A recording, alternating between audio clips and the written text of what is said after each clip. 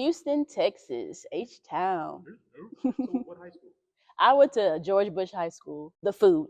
The food is my favorite thing about Houston. You can go any part of this town and get a good meal. So yes.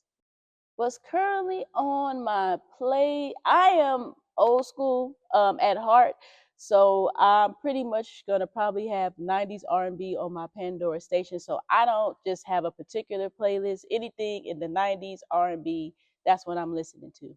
I just started reading a book titled Reset. And the reason why I chose this book is because this is a book that we're going to journey through together at the top of January. So I think it's the perfect word to set off the year of new beginnings, expectancy, and kind of just resetting everything so that God can build us back up to where we need to be. So, for those who don't know, we are just a loving church. I always say that once you get out your cars, go through the parking lot, and make your way here, you're probably going to be hugged on about 20 times because we're just big on love and just showing compassion.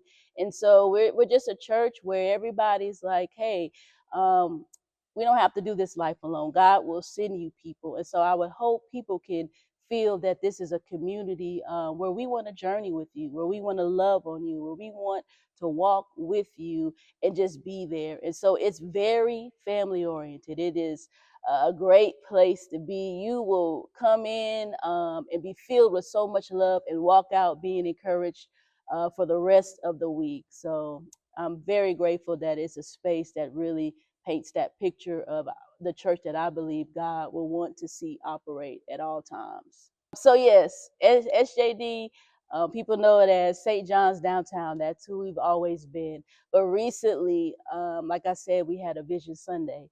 And so I knew that as we go into 2025 and the years ahead, that we need three anchors that can really set the expectation of how we not only want to live out our mission, but just who we are becoming.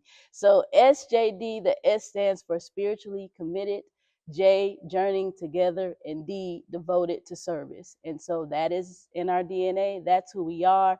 That is St. John, what St. John's represents. That's a good question. I would say to trust not only God, but to trust yourself. This is especially if I'm speaking to young women, I recognize that the platform that I'm on, the opportunities that I have to be a Black woman under 40 serving here at St. John's, it has not been an easy thing. But what I would tell them is to know that you are equipped for the journey. That God has called you to do great things. So never doubt or underestimate all that God has poured into you, but to just walk into your authority, walk into your power, walk into who God has called you to be. And you can definitely not only survive, but thrive in this ministry when you just allow God to order your steps.